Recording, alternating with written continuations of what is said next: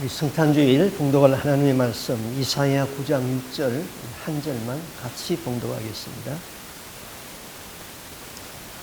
이는 한 아기가 우리에게서 낳고 한 아들을 우리에게 주신 바 되었는데 그의 어깨에는 정사를 메었고 그의 이름은 기묘자라 모사라 전능하신 하나님이라 영존하시는 아버지라 평강의 왕이라 할 것임이라.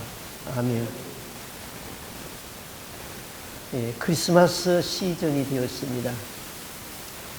사람들은 지금까지 크리스마스 시즌이 되면은 메리 크리스마스 그렇게 인사를 했습니다. 그런데 오바마가 대통령이 되면서부터 메리 크리스마스 그렇게 인사하면은 비그리스도인들에게 저항감이 일어난다고 이 인사를 바꾸라고 홍보가 되었습니다. 그래서 그때부터 해피 할리데이 그렇게 인사를 했습니다. 그런데 트럼프가 다시 대통령이 되면서 메리 크리스마스 그렇게 인사하도록 다시 바뀌어졌던 것입니다. 인류의 역사 이래 놀라운 사건이 많이 있었지만은 가장 크고 놀라운 사건이 무엇일까요? 인류의 역사에서 가장 크고 놀라운 사건은 하나님이 사람의 몸을 입으시고 이 땅 위에 오신 사건입니다. 이것은 사건 중의 사건이고 이적 중의 이적인 것입니다. 영존하시는 아버지 하나님, 전능하신 하나님이 사람을 구원하기 위하여서 사람의 몸을 입고 한 아기로 이 세상에 오셨습니다. 이것보다 더 놀라운 사건은 없는 것입니다. 하나님이 이 세상에 오신 것을 우리는 성탄이라고 말합니다. 성탄은 다른 말로 말하면 크리스마스입니다. 크리스마스는 그리스도라는 말과 미사라는 말이 합쳐져서 이루어진 말인데, 즉 그리스도를 예배한다 그런 뜻인 것이죠. 그럼 그리스도는 무슨 의미를 가지고 있을까요? 성경 공부를 하다가 가끔 이런 황당한 질문을 해봅니다. 여러분 예수 믿지요? 예수님의 이름을 아시는 분 말씀해 보세요. 그러면은 당황해가지고는 그리스도, 하나님, 주, 뭐 이런 이름들이 나와요. 예수의 이름이 뭐죠? 예수의 이름은 예수예요. 그렇게 쉬운데 이렇게 질문하면은 그리스도라는 이름이 나와요. 그리스도는 뭡니까? 그리스도는 예수의 직명인 것입니다.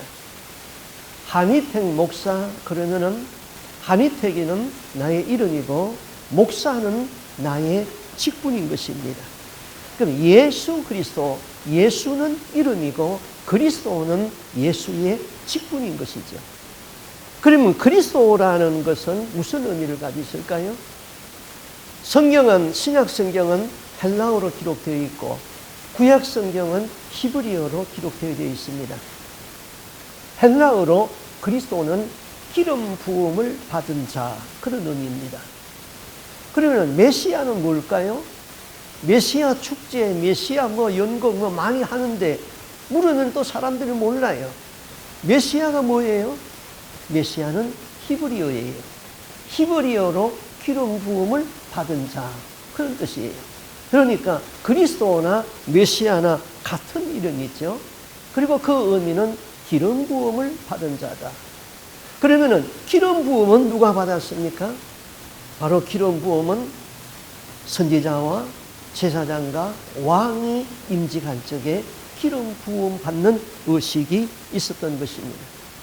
자, 어느 날 예수님이 제 아들을 데리고 가서 물었습니다. 사람들이 나를 누구라 하느냐? 뭐 이렇게 저렇게 대답했어요. 그런데 예수님이 다시 물었죠. 그러면 너희는 나를 누구라고 하느냐? 그때 베드로가 대답했죠. 주는 그리스도시요 살아계신 하나님의 아들입니다.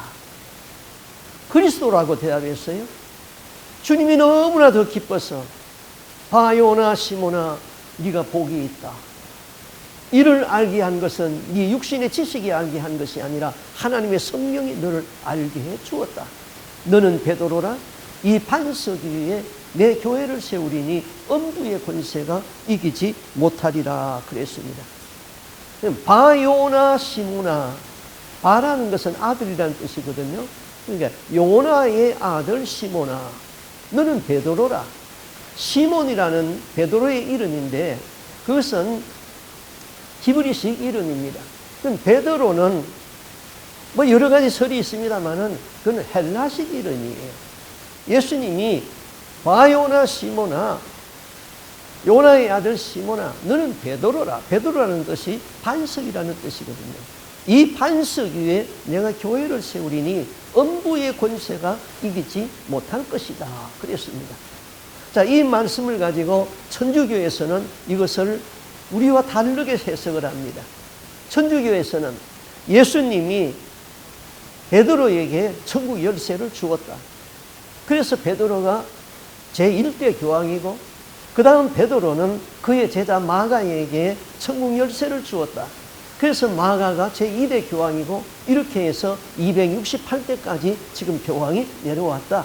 천국에 들어가는 권한은 교황에게 있다. 그런 의미입니다. 그러나 우리는 그렇게 믿지 않습니다. 베드로가 그 고백을 한 이후에 바로 예수님에게 너는 사탄이라, 나를 넘어지게 하는 자라 사탄이라고 책망을 받았거든요. 베드로의 고백, 주는 그리스도시요 살아계신 하나님의 아들입니다 하는 그 고백을 하는 사람에게는 바로 내가 누구든지 천국 열쇠를 받고 이 사람은 음부의 권세가 이기지 못하리라. 이것이 우리 개신교와 천주교의 해석의 차이인 것입니다. 자, 그러면은 그리스도다. 그리스도라는 의미는 제사장이요, 왕이요, 선지자라는 의미거든요. 예수님은 하나님의 나라에서 말씀으로 이 세상에 오신 선지자인 것입니다. 또 예수님은 우리의 모든 죄악을 다 담당하고 하나님께로 나간 제사장이 되는 것입니다. 그리고 예수님은 우리 가운데 오셔서 나를 다스리고 통치하실 뿐만 아니라 우주를 다스리고 섭리하시고 주관하시는 왕이시라는 것입니다. 이것을 우리가 바로 고백한다면 주는 하나님의 말씀을 가져온 말씀이요, 주는 나의 죄악을 담당하고 십자가로 나가신 제사장이요, 나는 그분의 통치 아래서 그분에게 순종하는 삶을 살겠다는 고백이 있는 사람과 그렇게 삶을 사는 사람은 지옥의 권세가 그를 이기지 못한다는 것이죠.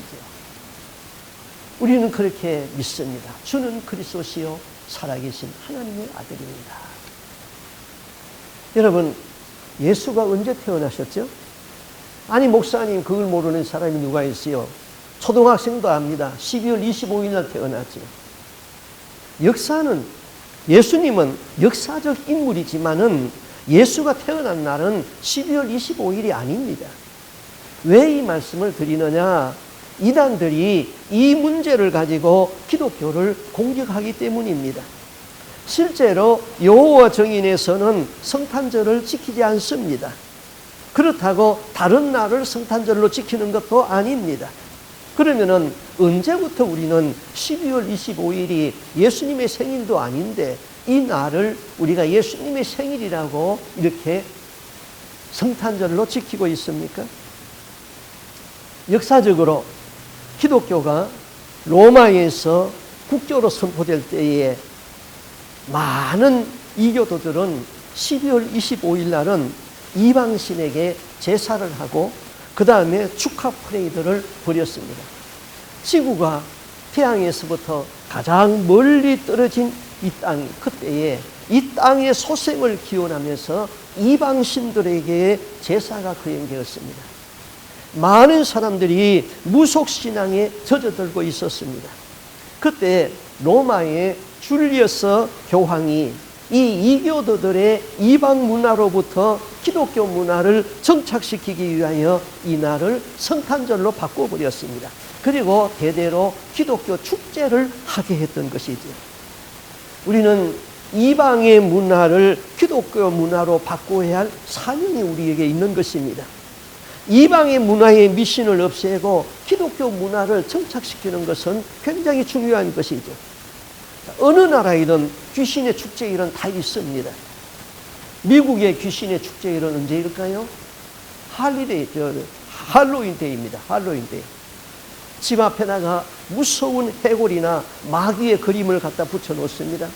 이것은 귀신이 무서워서 도망가라고 한 것입니다. 그러나 실제로는 귀신을 초청하는 것입니다. 이 문화를 기독교 문화로 우리는 바꿔야 할 사명이 있는 것이죠.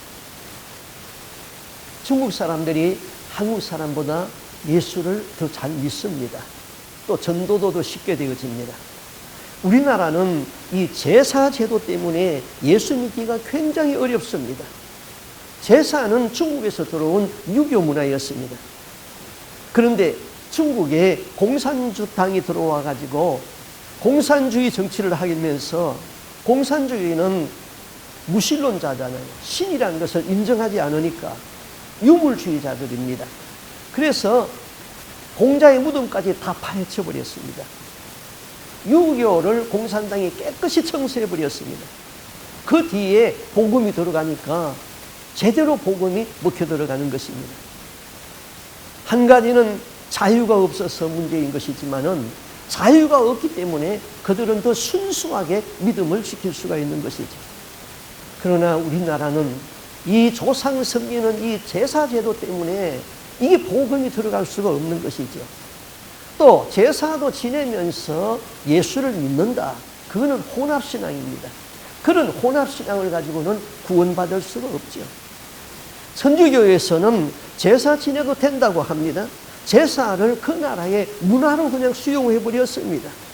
제사 지내는 것은 분명한 우상숭배인 것입니다. 그런 혼합신앙을 가지고는 구원받을 생각을 하면은 안 되는 것이죠. 자, 그러면은 예수님이 태어난 해가 언제 태어났습니까? 아니, 그걸 모르는 사람이 누가 있어요? 지금이 2020년 아닙니까? 2020년 전에 예수님이 태어났잖아요. 그래서 예수님이 태어난 것을 BC와 AD로 구분해가지고, BC, Before Christ, 예수님 태어난 이전과, AD, Anno Domini, In the year of the Lord, 주님이 태어난 이후로 역사를 그렇게 구분해서 역사를 기록하지 아니했습니까? 이것은 6세기 초에 디오니우스 엑시구스라는 수도사가 만들어낸 것입니다. 그때까지는 로마시가 건립된 날을 1월 1일을 기점으로 해가지고 1년, 2년, 그 이전, 그 이후 이렇게 역사를 기록했습니다. 그런데 이 디오니우스 엑시구스라는 수도사가 예수님을 태어난 해를 기점으로 해가지고 주 1년, 2년, 3년 그렇게 계산을 했는데, 그 수도사가 신앙적인 열정이 있는 것만큼 계산은 뛰어나지 못해가지고 6년의 오차를 만들어 버렸습니다. 그 오차는 오늘날까지 계속되어지고 있는데, 이거는 지울 수가 없는 역사적인 오류인 것이죠. 실제로 예수님이 태어난 해는 주전 6년이었습니다. 자, 마태복음에 보면은 예수님은 유대 헤롯 왕 때에 태어났다고 그랬습니다. 그런데 헤롯이 죽은 후에 그의 아들, 헤롯의 아들 아켈라오가 왕위를 이어받았습니다. 이것은 역사적 기록이기 때문에 역사에 그대로 기록되어 있습니다. 그런데 문제는 헤롯이 주전 4년에 죽었다는 사실이죠. 헤롯이 살아있을 적에 예수가 베들레헴에 태어난다는 것을 알고 베들레헴에 태어난 어린 아이들을 2살 이하는 다 죽이라고 그랬습니다. 그래서 예수님은 마리아와 요셉은 천사의 지시를 받고 애굽으로 피난을 갔어요. 애굽에 피난 가 있다가 또 천사의 지시를 받아서 이제는 아기를 찾아 죽이려는 자가 죽었으니까 다시 고향으로 돌아가라. 그래서 돌아왔거든요. 그러니까 예수님이 태어난 해를 알려면은 이 헤롯 왕이 죽고 난 이후에 돌아왔으니까 주전 5년쯤이 되는 것이죠. 그런데 기원 BC 0년이라는 것은 없으니까 BC 1년부터 가니까 예수님이 태어난 해는 BC 6년에 태어났습니다. 그리고 오늘날은 이 컴퓨터가 발달돼 가지고는 컴퓨터의 프로그램에다가 세계의 역사를 하나씩 끼워 넣고 성경의 역사를 거기다 다 끼워 놓으면은 예수님이 언제 태어난 것을 이제는 알 수가 있어요. 예전에는 몰랐어요. 예수님이 태어난 달은 6월달입니다. 그리고 날짜는 정확히 알 수가 없는 것이죠. 이것을 주전주후를 지금 역사를 고쳐놓으려고 그러면은 모든 세계 역사의 기록을 다 떠도 고쳐야 되기 때문에 이거 불가능해져요. 그래서 이 오류를 그냥 그대로 우리가 사용하고 있는 것입니다. 우리는 이런 역사적인 사실을 바로 알고 우리가 신앙생활을 바로 하는 것이 중요한 것입니다. 우리가 예수님이 이 세상에 태어난 날을 꼭 그 날짜를 찾아가지고 기념하고 지켜야 된다. 그런 건 아니에요. 예수님이 이 세상에 사실 동안에 생일잔치 했다는 것 성경에 기록이 있습니까? 예수님이 생일잔치 했다는 기록이 없습니다.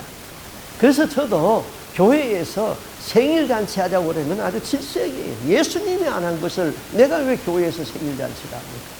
그런 생일잔치 할 수는 없는 것입니다. 그는 집에서 가족들끼리 하는 것입니다. 중요한 것은 예수님이 이 땅에 사람의 몸을 입고 오셨다. 그리고 예수님이 하신 말씀을 가지고 사는 것이 중요하고 우리가 예수님을 얼마나 마음을 다하여서 사랑하는가 그것이 중요한 것이죠. 구약의 선지자들은 하나님이 이 땅에 오실 것을 예언했습니다. 그래서 주전 700년경에 활동했던 이사야 선지자는 예수님이 나실 것을 이렇게 예언을 했지요. 보라, 처녀가 잉태하여 아들을 낳을 것이라.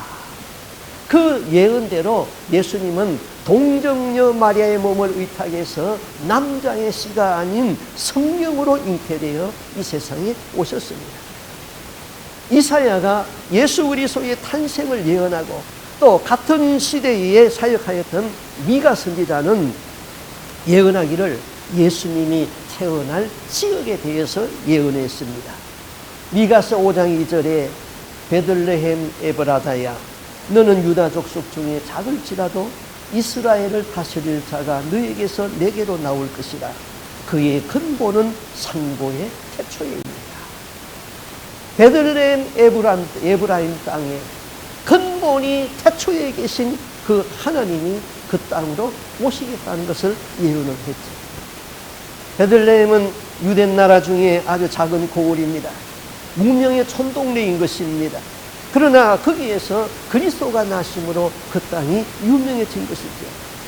지금도 수많은 관광객들이 예수가 태어나신 베들레헴을 방문하고 아기가 태어나신 곳에 가서 예배를 하고 경배를 합니다.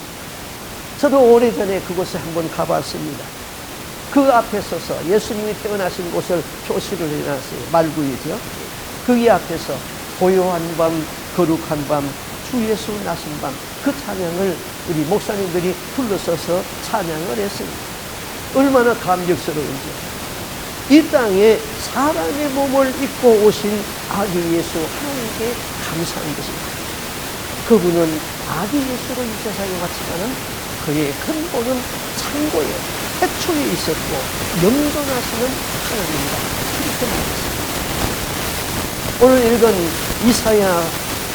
이사야서는 이사야가 그리스도에 대하여서 예언한 말씀입니다.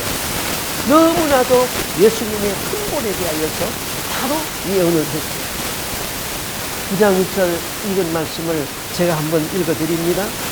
이는 한 아기가 우리에게서 낳고 한 아들을 우리에게 주신 바 되었는데 그의 어깨에는 전사를 메었고 그의 이름은 기묘자라 모사라 전능하신 하나님이라 영존하시는 아버지라 평강의 왕이라.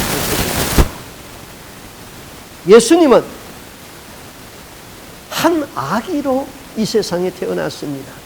그러나 그는 전능하신 하나님이고 영존하시는 아버지라고 그랬습니다. 전능하시고 영원히 계시는 그 하나님이 한 아들이라는 이름으로, 아기라는 모습으로 이 땅에 오셨습니다.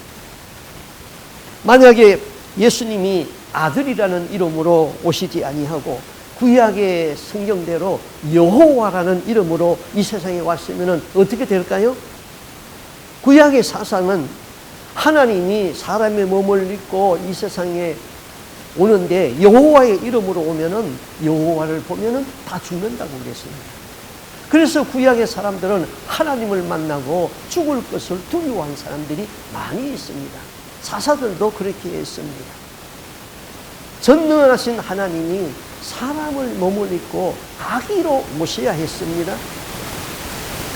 하나님은 한 분이시고 영존하시는 아버지입니다. 그런데 여호와 따로 만들어놓고 또 예수님 따로 만들어놓고 그렇게 만들면 안 되는 것입니다. 여호와 정의를 바로 이해했으면 좋겠습니다. 여호와 정의 사람들은 이렇게 믿습니다. 예수는 사람 중에 여호와로부터 어떤 육신을 그리고 그래서 여호와가 진짜 하나님 전능하신 신이시고 예수는 피조물 중에 하나로 믿는 것입니다. 하나님으로부터 유출된 어떤 피조물로 믿는 것이죠. 그렇게 믿는 이상, 전능하신 하나님을 피조물로 믿는 이상 그거는 구원이 안 되는 것이죠. 유대교는 여호와만 하나님이고 예수는 한 선지자에 불과하다고 생각하니까 유대교에는 구원이 없는 것이죠. 예수님은 한 하나님이십니다. 성부와 성자와 성령이 한 하나님이신 것이죠. 그런데 아버지 따로, 여호와 따로, 예수님 따로, 성령님 따로 자꾸 따로따로 만들어가지고 하나님을 셋으로 만들어서 삼신론 하나님을 믿는 사람들이 장로교 안에서도 개신교 안에서도 너무나 많은 사람들이 그렇게 믿고 있어요. 삼신론이 아닙니다. 성부와 성자와 성령은 한 하나님이신 것이죠. 그 한 하나님이 사람의 몸을 입고 아들이라는 이름으로 이 세상에 오신 것입니다. 한 아기로 오신 예수, 그 어깨에는 정사를 메었다 그랬어요. 그리고 전능하신 하나님이라고 그랬어요. 어깨에 정사를 메었다는 것은 이분이 우주를 주관하시고 세계의 역사와 민족의 역사를 주관하고 계신다는 것입니다. 개인과 민족의 역사가 이분에 의하여서 운영되어지고 결정되어지시는 전능자라는 것이죠. 예수는 역사의 주관자이시며 예수는 역사의 심판자가 되시는 하나님이십니다. 예수님이 성천하시기 전에 제자들에게 이렇게 말씀했죠. 마태복음 28장 18절에 하늘과 땅의 모든 권세를 나에게 주셨으니, 하늘과 땅의 모든 심판의 권세, 주관의 권세가 전능하신 예수님에게 있다는 것입니다. 또 빌립보서 2장 10절에서는 하늘에 있는 자들과 땅에 있는 자들과 땅 아래 있는 자들이 그 모든 무릎을 예수의 이름 앞에 꿇게 하시고, 땅 아래에 있는 지옥에 들어간 사람이라도, 죽은 사람이라도, 천국에 가 있는 사람이라도, 땅 위에 있는 사람이라도 누구든지 다 예수 앞에 무릎을 꿇게 되어 있는 전능하신 영존하시는 하나님이라는 것입니다. 하나님은 땅에 육신의 몸을 입고 오셔서 한 편의 시도 예수님은 남긴 일이 없습니다. 한 편의 작곡도 한 것이 없습니다. 한 편의 그림도 남긴 것이 없습니다. 그러나 위대한 시들이 다 그분을 주제로 하였고, 위대한 음악이 다 그분에게 바쳐졌고, 위대한 그림들이 다 그분을 주제로 해서 그린 것입니다. 크리스마스, 바로 만왕의 왕이 이 땅에 오신 것을 선포하고 예배하는 것이죠. 그 어깨에 정사를 메었고 전능하신 하나님이라. 우주를 통치하시고 인류의 모든 역사를 주관하는 그분이 한 아기로 오셨어요. 만약에 그분이 칼을 가지고 거대한 군사를 거느리고 우리에게 오셨다면 우리는 그분에게 접근하기가 얼마나 불편했을까요? 그러나 그분은 한 아기로 오셔서 베들레헴 외양간 말구유에서 태어나셨습니다. 당시 베들레헴에는 로마의 가이사 아구스토의 영위하여서 호적을 하라는 호적령이 내려져서 많은 사람들이 다 자기들의 고향으로 가서 호적을 했습니다. 그래서 여관마다 만원이 되었습니다. 요셉과 마리아는 임신한 몸으로 베들레헴에 갔으나 방을 얻지 못하고 결국은 해산을 외양간에서 해산을 했습니다. 그리고 아기 예수를 간부에 싸서 말들이 묵는 구유에다가 그를 누이있다 그랬습니다. 여관집 주인은 다른 손님들을 너무나 받기에 바쁜 나머지 만왕의 왕이시며 만주의 주가 되시는 예수님과 가장 가까운 거리에 자기 집안에 있었음에도 불구하고 아기 예수를 맞아들일 수가 없었습니다. 그래서 그는 외양간으로 보냈습니다. 오늘 우리 가운데 이렇게 사는 분은 없습니까? 그저 사는 것이 바빠서 그리스도를 영접하지 못하는 사람들, 세상 일에 바빠서 돈 버는 것이 바빠서 여가를 즐기기에 몰입해가지고 정말로 중요한 것이 무엇인지 모르고 있는 사람들을 한번 생각해 보세요. 우리가 생명이 끝나는 그 순간, 내 목숨이 영원을 향하여서 떠나는 그 순간에 내 영혼이 어디로 가야 하는가? 혹시 우리는 이 세상 것들에 너무나 매료되어 가지고 더 중요한 일을 잊어버리고 살고 있지는 않는가? 잡보장경이라는 것에 보면은 우리 인생에 사는 것을 이렇게 설명을 했습니다. 어떤 사람이 길을 가다가 사자를 만났습니다. 사자가 해치려고 달려옵니다. 이 사람은 그냥 그러만 날 살려자고 다름질을 했습니다. 가다 보니까 밑에 그냥 절벽이에요. 이젠 돌아갈 수도 없고 절벽이에요. 그런데 밑에 절벽으로 보니까 그 밑으로 내려가는 밧줄이 내려져 있었어요. 그래서 밧줄을 타고 밑으로 내려갔습니다. 내려가다 보니까 그 밑에는 웅덩이인데 그 웅덩이에는 큰 악어가 내려오면은 잡아삼키려고 지금 기다리고 있습니다. 올라가지도 못하고 내려가지도 못하고 밧줄에 매달려 있는데 바로 옆에 보니까 그 바위에 벌들이 꿀을 쳐놨습니다. 그래서 그 꿀을 그냥 정신없이 따먹고 있습니다. 따먹고 있는데 그 밧줄의 위에 보니까 흰지와 검은지가 들랑날랑 하면서 그 밧줄을 깔아먹고 있는 것입니다. 그 흰지와 검은지는 낮과 밤이라는 지였습니다. 이제 언제 그 밧줄이 끊어져서 지금 구름텅이로 떨어질 줄 모르는 건데 이 사람은 꿀을 따먹는 것에 정신이 취해가지고 그것을 잊어버리고 산다. 그것이 바로 인생이라는 것입니다. 우리가 그렇게 살고 있지는 않습니까?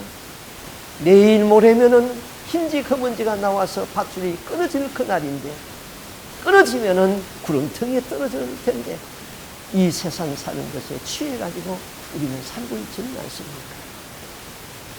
그 다음 마리아와 요셉은 호적하러 갔다가 그 베들레헴의 여관이 만원이라서 예수를 외양간에서 해산해가지고 구유에 누웠다. 구유라는 것은 짐승의 밥통인 것입니다. 예수님은 짐승이 먹는 밥통에 누웠다는 것은 짐승 같은 인생들이 그 예수를 먹어야 산다는 것의 상징적 해석인 것입니다. 이사야가 그렇게 말했죠. 이사야 1장 3절에 여호와께서 말씀하시기를 내가 자식을 양육하여 끊을 그들이 나를 거역하였도다. 소는 그 임자를 알고 나귀는 주인의 구유를 알건만은 이스라엘은 알지 못하고 나의 백성은 깨닫지 못하는도다. 소도 주인의 주인을 알고 나귀도 주인을 알건만은 어떻게 해서 하나님이 창조한 사람들이 하나님을 모르는고? 예수님이 말씀했습니다. 요한복음 6장에서 말씀했죠. 내가 하늘에서 내려온 세상에 생명을 주는 생명의 떡이다. 내 피는 마셔야 되겠고 내 살은 먹어야 되리라. 나는 하늘에서 내려온 산떡이니 사람이 이 떡을 먹으면 영생하리라. 나의 줄 떡은 곧 세상의 생명을 위한 내 살이다. 짐승 같은 인생들아, 내가 소들이 먹는 말구 위에 누웠다는 것은 너희 짐승 같은 인생들이 나를 생명의 떡으로 알고 먹어야지 너희들이 산다는 것이지요. 그래서 말구 위에 누우셨습니다. 사람들이 예수님의 이 말씀을 듣고 수군거렸지요. 우리가 식인종인가? 우리가 어떻게 저 사람의 피를 마시고 저 사람의 살을 먹을 수 있는가? 많은 사람들이 예수를 떠났다 그랬습니다. 떠나는 무리를 보면서 예수님은 제자들에게 말씀했죠. 너희도 떠나려느냐? 그때 베드로가 말씀합니다. 주여, 영생의 말씀이 주님에게 있사오니 우리가 네게로 가오리까? 영생은 오직 주님에게만 있는데 어디로 가겠습니까? 내가 예수 안에 있고 예수가 내 안에 있어야 되는 것이죠. 예수와 나는 하나로 연합이 되어야 되는 것입니다. 예수의 말씀은 생명입니다. 그 말씀은 영생입니다. 그 영생 안에 내가 있어야 되는 것이죠. 너희의 마음이 외양간같이 지저분할지라도 영접하면 내가 너희 안에 들어가리라. 더러워진 마음을 내 피로 깨끗이 씻어라. 건강한 자에게는 의원이 쓸데없고 병든 자에게 내가 필요하나니 나는 의인을 부르러 온 것이 아니요 죄인을 불러서 회개시키러 왔노라. 나는 하늘로서 내려온 생명의 떡이다. 내 피는 마셔야 되겠고 내 살은 너희들이 먹어야 한다. 너희는 물 마시고 밥을 먹으면 그것이 살이 되고 피가 되고 거기에서 에너지가 나오지 않느냐? 내 말씀을 먹고 내 성령을 받으라. 그때 너희 안에 나 예수가 살아있고 너희 안에 내 말이 있으면은, 너희 가슴에 오직 예수가 있으면은, 너희 혈관에는 오직 예수의 피가 흐르면은 너희에게서 나오는 모든 에너지는 예수를 위하여 살고, 그래야만 하늘의 영원한 천국에서 나와 함께 살 수 있다. 그것을 우리에게 가르쳐주는 생명의 떡으로 우리에게 오셨습니다. 그 다음 예수님은 그의 이름을 뭐라고 그랬습니까? 기묘자라 그랬습니다. 기묘자. 정말 이름의 번역이 아주 기묘하게 번역이 되었습니다. 영어 성경이 쉽습니다. 영어 성경은 원더풀입니다. 아주 놀랍다 그런 뜻이죠. 하나님이 사람의 몸을 입고 오신 것이 놀라운 일이에요. 하나님이 사람의 씨가 아닌 성령의 씨로 마리아의 몸을 의탁하여 태어났다는 것이 놀라운 일이에요. 하나님이 한 아기로 태어나서 사람의 손에서 길리움을 받아야 했다는 것이 놀랍다는 것입니다. 그분의 생애가 원더풀이고, 그분의 십자가의 죽음이 놀랍고, 그분의 부활이 놀랍고, 그분의 심판이 경이하고, 그 이름은 권세가 놀랍습니다. 모든 것이 원더풀, 기묘자다 이 말인 것입니다. 복음서에 보면은 사람들이 예수의 사역을 보고 놀라고 기이하고 감탄하는 모습을 이렇게 기록했습니다. 마가복음 1장 27절에 놀라 서로 물어 가로되 어찌 미뇨 권세 있는 새 교훈이로다. 더러운 귀신들도 명하니까 순종하는도다. 마가복음 7장 37절에는 사람들이 놀라서 가로되 그가 잘하였도다. 기머거리도 듣게 하고 벙어리도 말하게 한다. 그분의 사역이 놀랍고 기이합니다. 그분의 이름이 놀랍고 권세 있습니다. 그 다음 그분의 이름을 뭐라고 그랬습니까? 모사라 그랬습니다. 이 모사라는 말은 카운셀러라는 것입니다. 상담자라는 뜻입니다. 오늘 이 시대는 얼마나 많은 상담자가 필요합니까? 내가 세금 문제로 어려움을 당하고 있을 적에 상담자가 필요합니다. 회계사가 필요한 것입니다. 내가 인권이나 사업 때문에 문제가 생겨가지고 법정에 설 적에는 유능한 변호사가 우리에게는 필요한 것입니다. 내가 질병으로 인하여서 어려움을 당하고 있을 적에는 유능한 상담자, 의사가 필요한 것입니다. 그런데 나의 죽음 앞에서 상담자는 누구입니까? 내 영혼의 문제를 해결할 자가 누구입니까? 선택의 갈림길에서 어디로 가야 할지 몰라서 고민하고 있을 때가 있습니다. 그때 당신이 존경하는 서성들은 당신이 선택할 수 있는 가능성에 대하여서 친절하게 충고를 들려줄 수가 있습니다. 그러나 기억하실 것이 있습니다. 실제로 나의 손을 잡고 인생의 어두운 골짜기를 통과하도록 인도해 줄 수 있는 분은 한 분밖에 없습니다. 그분의 이름은 임마누엘, 나와 세상 끝날까지 같이 하시는 하나님이십니다. 내 인생의 역경의 여정에서 폭풍이 치는 밤, 진실한 친구는 밤을 새우면서 우리를 위로해 줄 수 있을 것입니다. 그러나 분명히 기억하십시오. 이 폭풍을 잠잠하게 하실 분은 오직 한 분밖에 없습니다. 그분의 이름은 임마누엘, 나와 함께 하시는 하나님이십니다. 어느 날 우리가 인생을 다 살고 죽어갈 적에 사랑하는 가족들은 옆에 서서 우리의 손을 잡고 뿌려줄 수가 있을 것입니다. 그리고 우리의 유언을 성의 있게 들어주실 것입니다. 그러나 기억하실 것이 있습니다. 영원한 하나님의 나라에서 나의 처소를 준비해 주실 분은 오직 한 분밖에 없습니다. 그분의 이름은 임마누엘, 나와 함께 하시는 하나님이십니다. 그분이 나와 여러분의 인생의 상담자, 카운셀러가 되시고 그분의 이름은 모사라고 성경에 말했습니다. 그 다음 그분의 이름은 영존하시는 아버지라고 했습니다. 한 아기로 세상에 왔지만은 그분은 본래 영존하시는 하나님 아버지 창조주이십니다. 예수님은 우리에게 이렇게 말씀했지요. 마태복음 6장 26절에서 공중의 새를 보라, 심지도 아니하고 거두지도 아니하고 창고에 모아 들이지도 아니하되 너희 하늘 아버지께서 기르시나니 너희들은 이것들보다 귀하지 아니하느냐. 의식주 문제 염려하지 말라. 하늘 아버지가 너희들을 귀하게 보시고 다 먹이시고 입히신다. 너희는 그의 나라와 그의 의만을 구하라. 구하라 그러면 너희에게 주실 것이고, 찾으라 그러면 찾을 것이고, 문을 두드리라 그러면 열릴 것이니라.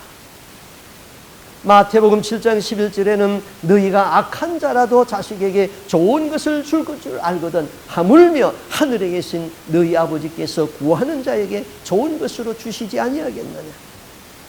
네 인생의 문제에 염려하지 말고 하나님 앞에 구하라. 구하고 찾고 두드리면은 하늘 아버지께서 다 주신다고 그랬습니다. 그분은 영존하시는 아버지가 되시는 하나님이십니다.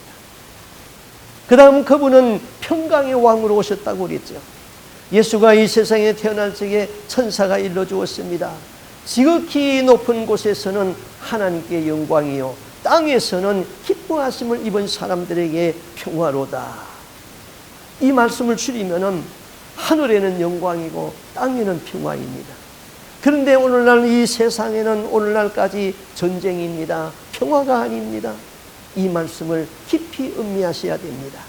기뻐하심을 입은 사람들 중에 평화로다. 이 세상에는 기근이 있고 전쟁이 있고 요란하지만은 주 예수의 태어나심을 기뻐하심을 입은 그 사람들, 예수 그리스도를 나의 구주로 영접한 그 사람들에게는 하늘의 평화가 있다는 것입니다. 요한복음 16장 33절 이것을 너희에게 이르는 것은 너희로 내 안에서 평안을 누리게 하려 함이라. 세상에서는 너희가 환난을 당하나 담대하라. 내가 세상을 이기었노라. 평안을 너희에게 주노니 곧 나의 평안을 너희에게 주노라. 내가 너희에게 주는 것은 세상이 주는 것과 같이 아니하다. 너희는 마음이 근심하지 말고 두려워하지도 말아라.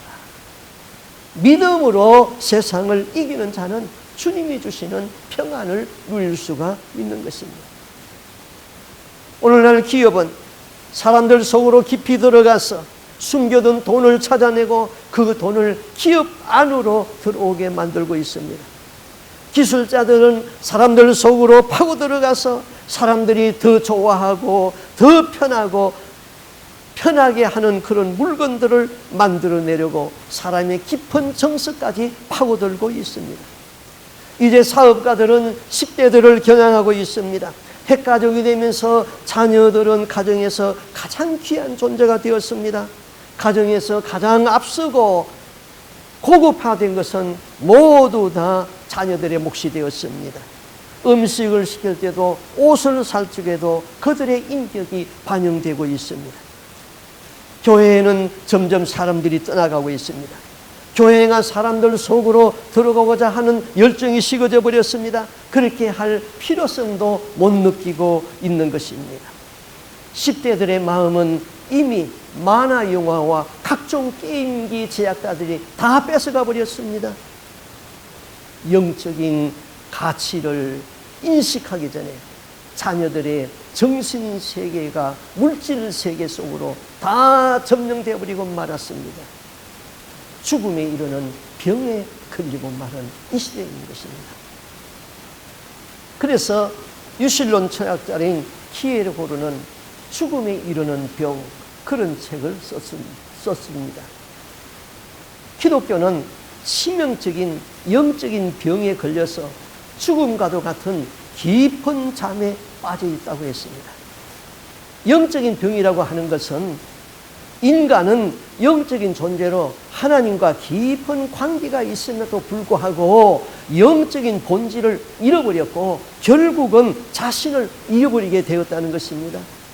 이 말은 쉽게 말하면 나는 환자인데 환자인 자신이 내가 어떤 병을 앓고 있는지도 모르고 내가 어떤 병을 앓고 있는지 알려고도 하지 아니하고 고치려고도 하지 아니한다는 것입니다. 그래서 죽음에 이르는 병, The Sickness Unto Death라는 책을 썼던 것입니다. 너무나도 이 시대를 정확하게 진단을 했던 것입니다. 나의 영적인 병이 무엇인가? 내가 지금 어떻게 죽어가고 있는가? 바로 진단하고 바로 찾아야 될 것 아닙니까? 그의 어깨에는 정사를 메었고 그의 이름은 기묘자라. 우리 인생의 모사 카운셀러라. 전능하신 하나님, 영존하시는 아버지, 평강의 왕이 한 아기로 이 세상에 오셨습니다. 영적인 잠에서 깨어나서 그분을 영접해야 되는 것이죠. 사도 요한은 그 하나님이 이 세상에 왔는데 비극이 일어났다고 그랬습니다. 요한복음 1장 11절에 자기 땅에 오매 자기 백성이 영접하지 아니하였다. 성경에서 가장 슬픈 구절이 이 구절인 것입니다. 이 세상은 하나님이 만든 세상입니다. 우리는 하나님이 창조한 백성입니다. 그런데 하나님이 자기 땅에 왔고 자기 백성을 구원하러 왔는데 이 세상이 그를 알지 못했고 그를 영접하지 아니했다 그랬습니다. 예수는 이것을 알고 제자들에게 사람들에게 이런 비유를 들어서 말씀을 했습니다.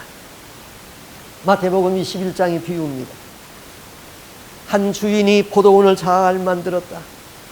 그 포도원에는 포도즙을 짜는 기계도 두고 포도원을 지키는 망대도 짓고 좋은 포도를 씌어서 아주 좋은 포도원을 어떤 사람에게 세를 주고 타국에 갔다.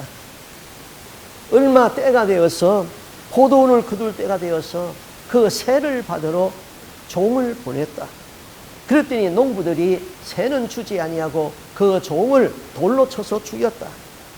주인은 또 다른 종들을 많이 보냈다. 그랬더니 이 다른 종들도 돌로 쳐서 죽였다. 주인은 생각하기를 마지막으로 내 아들을 보내면은 세를 내겠지.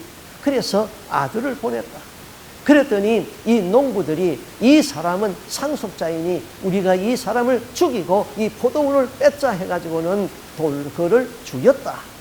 예수님은 거기까지 말씀하시고 사람들에게 물었습니다.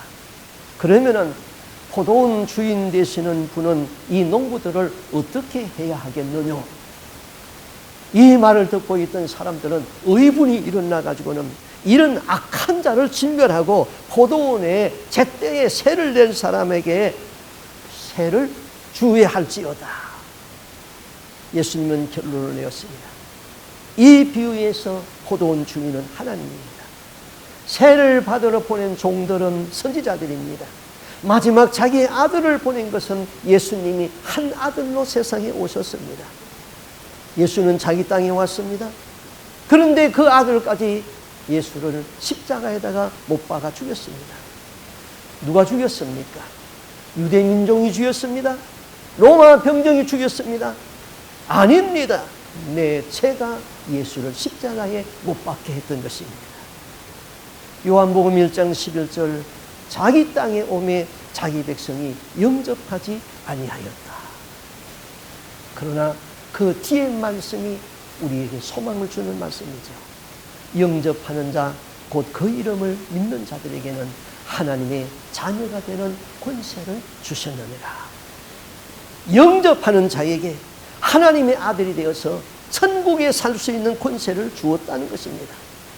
영접한다는 것은 내 마음에 예수를 모시는 것입니다.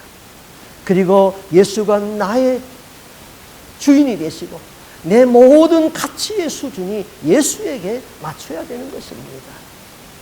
성탄, 크리스마스, 그리스도를 예배한다. 그리스도는 제사장과 선지자와 왕으로 이 세상에 오셨습니다. 그분이 내 마음에 오셔서 나를 통치하시고 나를 다스리시고 그분의 말씀이 나에게 생명이 되고 내 죄악을 그분에게 다 말씀에서 제사장으로 하나님 앞에 나가서 우리의 죄가 소멸될 적에 우리는 하나님의 아들이라는 이름으로 천국에서 영원히 살 수 있게 되는 것입니다. 이 크리스마스에 이 은총이 우리에게 있기를 바랍니다. 기도하겠습니다. 주 하나님 아버지, 크리스마스의 계절이 왔습니다. 그리스도를 예배하기를 소원합니다. 주여 우리 안에 오셔서 나를 다스리고 통치하시는 왕이 되어 주시옵소서. 우리 주님의 말씀, 생명의 말씀을 가지고 오셨사오니 그 말씀으로 양식을 삼게 하여 주시옵소서. 우리의 모든 죄악을 담당하고 십자가로 나간 제사장이 오니 그분 앞에 나가서 우리의 죄악을 고백하게 하여 주시옵고 우리의 죄가 씻음받게 하여 주시옵소서. 전능하신 하나님이 영존하시는 아버지께서 우리를 구원하기 위하여서 한 아기로 이 세상에 오셨습니다. 사람들은 그것을 모르고 예수의 등에다가 채찍을 내렸고 예수를 십자가에 못 박았습니다. 주여, 내 죄가 그렇게 만들었습니다. 우리의 죄악을 용서해 주시옵시고 이제는 그분 앞에 하나님 앞에 경배하는 자로 예배하는 자로 나갈 수 있도록 임재하여 주시옵소서. 주 하나님 아버지, 우리 마음에 그리스도를 영접하게 하여 주옵시고 그분에게 경배하게 하여 주옵시고 나의 삶의 중심이 예수가 되게 하여 주옵시고 나의 가치의 기준이 예수가 될 수 있도록 임재하시고 예수 없으면 살 수가 없고 살아도 예수를 위해서 살고 죽어도 예수를 위해서 살고 예수가 생명이고 온 내 생애가 예수 중심으로 살아서 마지막 땅에 이 땅의 장막이 무너질 적에 주님이 계신 그 나라에서 영생하게 하여 주시옵소서. 이 모든 말씀 예수님 이름으로 기도하옵나이다. 아멘.